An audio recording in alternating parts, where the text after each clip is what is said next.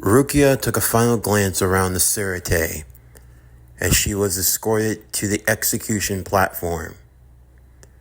Many emotions, many memories passing through her mind as she walked to what was sure to be her death. Of course, she couldn't deny that while as much as she hated that Ichigo and Clark and that all the others had done something as stupid as try to enter into the Soul Society, she was grateful. Grateful that they cared enough, that the short time they spent together, that she meant that much to them, that they would risk their lives. Of course, to a Soul Reaper, compared to the life of a human, it's nothing but a fraction of time itself. Humans grow old and die. Soul Reapers could live for decades, centuries even. And yet, what was nothing more but a blink, the bonds that Rukia had made with all of her friends were strong enough to warrant this type of reaction. But of course, Rukia knew that this fate was inevitable. One way or another, they would die. That's why Rukia could only do one thing. Giving of her life. She could only ask and make one request. A request that could hopefully spare them of such a fate. It was the least that she could do. As far as those who would be in attendance for the execution, it was short and few between. Head Captain Yamamoto of Squad 1, along with his lieutenant, Chojuro, the captain of Squad 4, Unohana, and her lieutenant, Isane, and the captain of Squad 2, Soifun, along with her lieutenant, Marichu, and her brother, Byakuya Akutsuki, captain of Squad 6, and the famed captain of Squad 99, the Martian, John Jones. To see so many prominent people for her execution of all things, one could say that even that was an honor. Rukia would address her brother, but he would say nothing, averting his gaze from her. Captain Yamamoto would read Rukia her final rites and ask if she had any final words, as were the customs of an execution. Captain Yamamoto, sir, I know that words of apology won't change my fate, and I have no intentions on running from it. But if you could find it in your heart, I only have one request. Yes? What is your request, Rukia? I please ask that you pardon the Ryoka. Please send them home, even with extreme force if necessary. But please, do not kill them on my account. I'm not worthy of the friendship that they've shown me.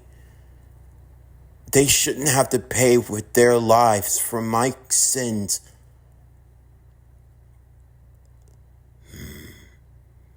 Such compassion and heart. Even in the face of your own death, you still worry about the lives of others. Very well. I will see to it that the Ryoka are not harmed. Isane looked to her captain Unohana. Just then, a few more had arrived. Captain of Squad 8, Shunsui, along with his lieutenant Nanao. Captain, why would he do such a thing? Isane would say. Why would he lie to her? She must know escape won't be in... What would you expect, Isane? Uhana would ask her lieutenant.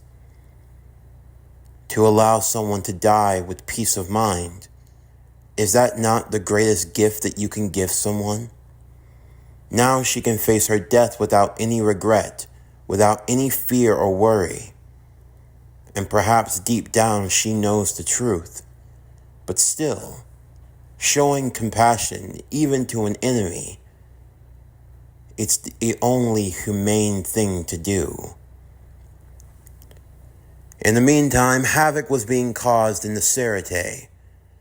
The captain of Squad 11, Kenpachi Zaraki, back up and in full gear after his fight with Ichigo and Clark, along with Yachiru and Orihime on his back, as he and fellow members of Squad 11 would all make their way through the Sarate, and in the process would find the holding cell where Uryu, Chad, and Ganju were being held.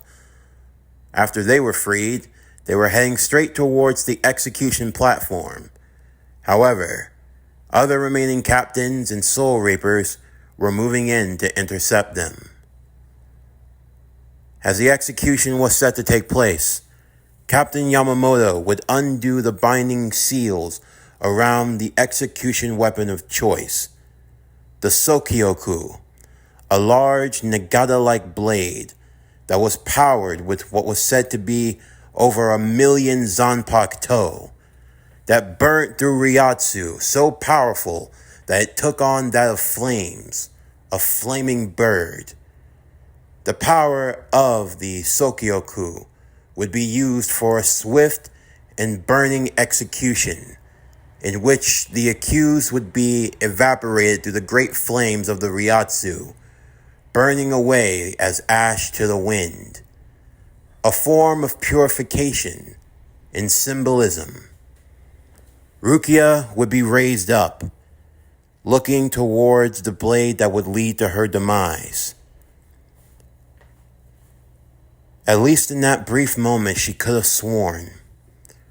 She could have sworn that Byakuya had looked up to her. But no, that couldn't have been the case. He would never do such a thing. As the Sokyoku had been unsealed, the blade would begin to rise into the air and point itself forward towards Rukia.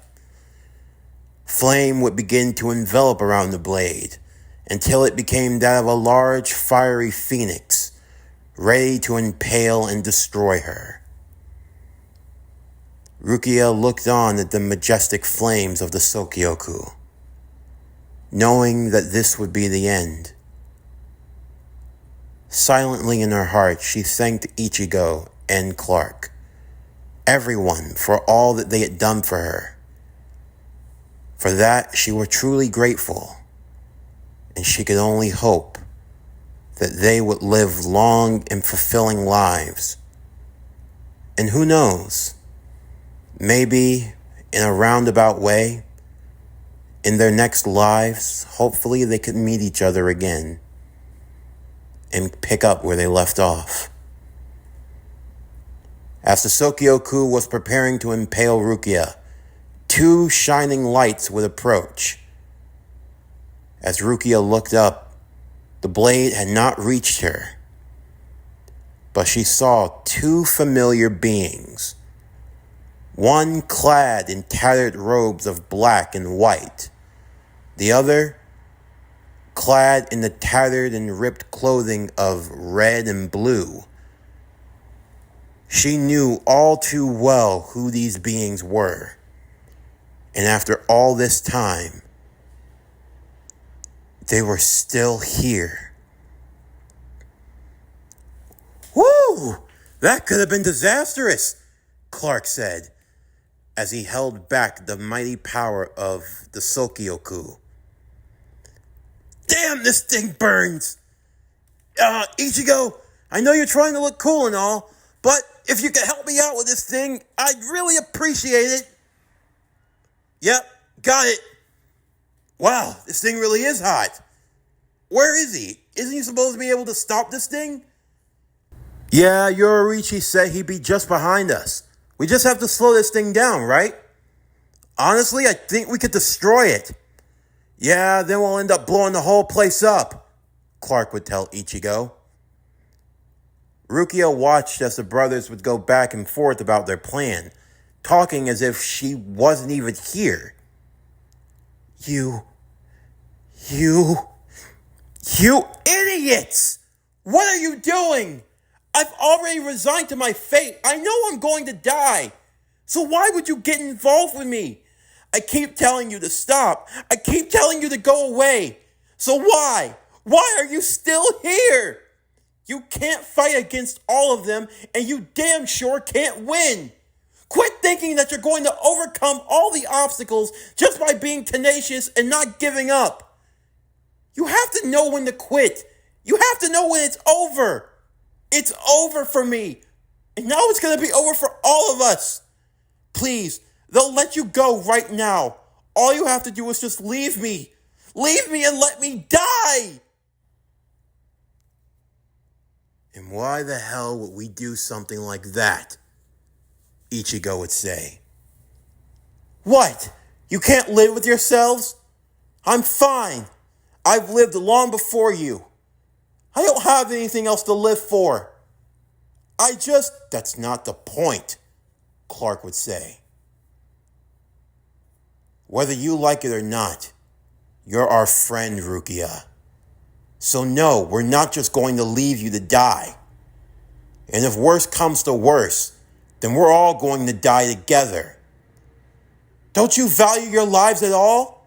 Why would you throw them away so pointlessly? For what? I haven't done anything. All I did was make your lives worse. All I did was, you helped save our family, Ichigo would say. You gave me the power to protect everything that matters to me. And for me, Clark would say, you taught me that my power wasn't something to be ashamed of. You gave me a reason to want to fight, to want to protect. What other reason do we need to have besides that? Sure, we don't have any grand ambitions for the world or for the universe. And honestly, even after everything we've learned, a lot of this stuff is still over our heads. But you're our friend. We're not going to abandon you, Rukia. You deserve to smile just as much as anyone else. So you're not going to die here. We promise you. Just then, the captain of Squad 13, Ukitake, would arrive, along with a specially made device used to counter the Sokyoku, the Shihoin Shield.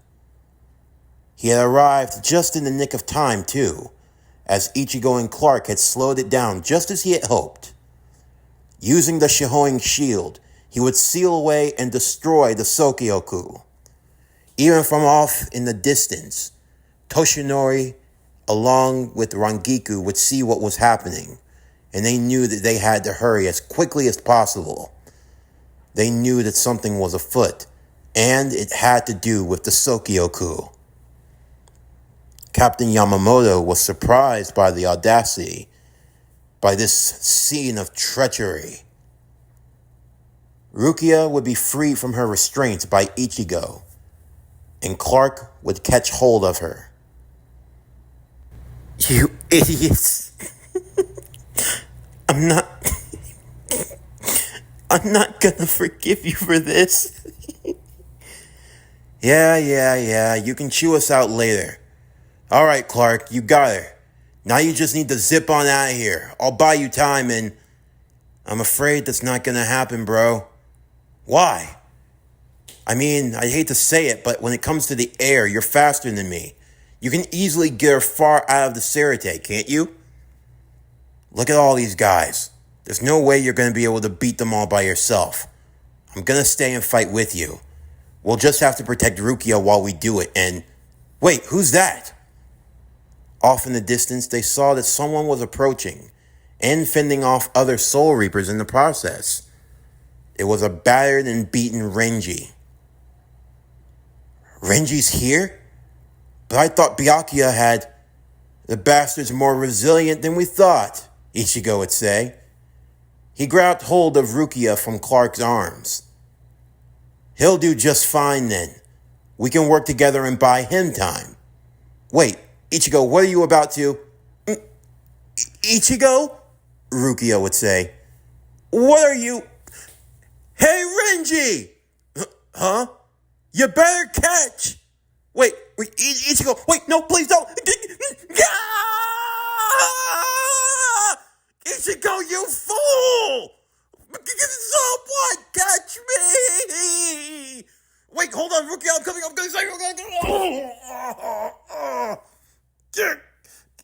Ichigo!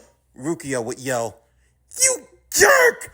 How dare you throw me like that? I swear I'm gonna... Hey, Renji! Take Rukia and get as far away from here as you can. Me and Clark are gonna buy you cover. Huh? Protect her with your life. Now go!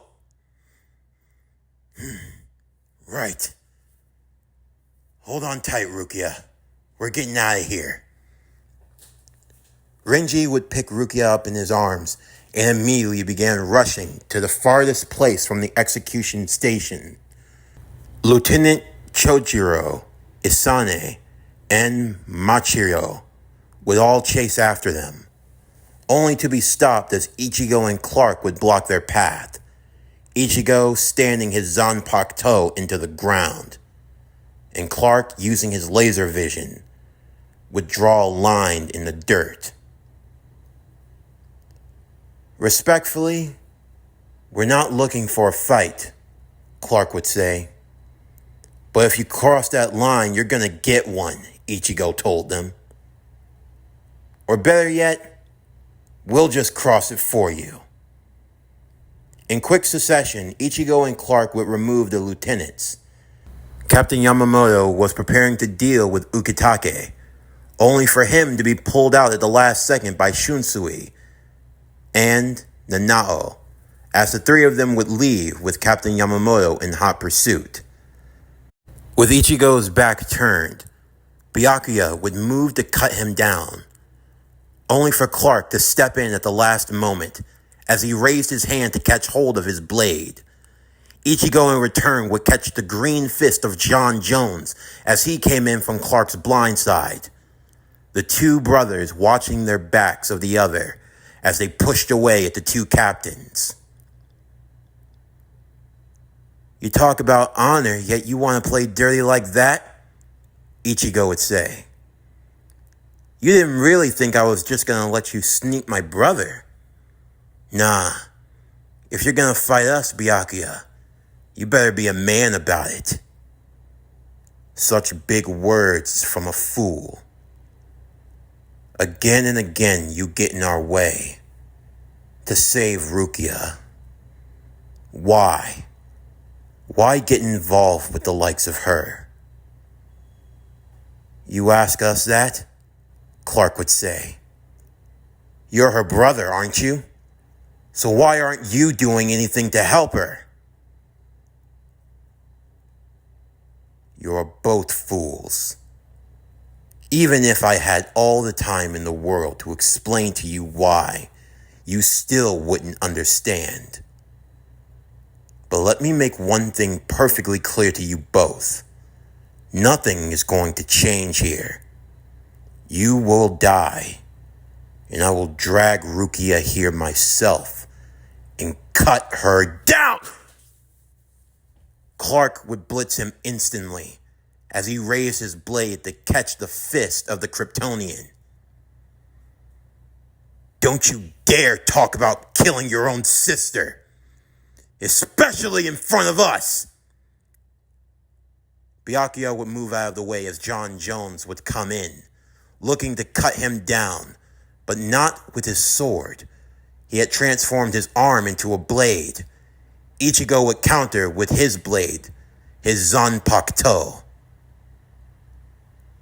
Like I told you, it's not 2-on-1. Impressive, John Jones said. The power of your Zanpakuto could rival most lieutenants, maybe even some captains. However, while your power is impressive, you have not faced the true might of a captain of the Gote 13, nor myself. Your brother's insolence will cost him dearly. If this is the example you choose to set for your family, then you are doomed at my blade. Yeah, you guys got big talk. So are you gonna spend all your time yapping? Or are you gonna come back it up?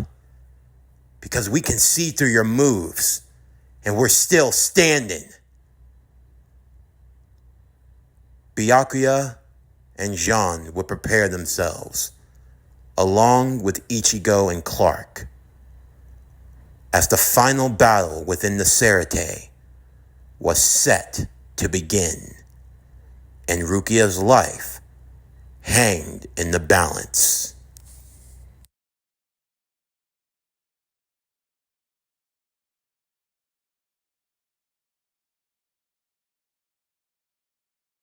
This concludes Bleach Legacy. What if Superman was in Bleach? Season 2, Part 8.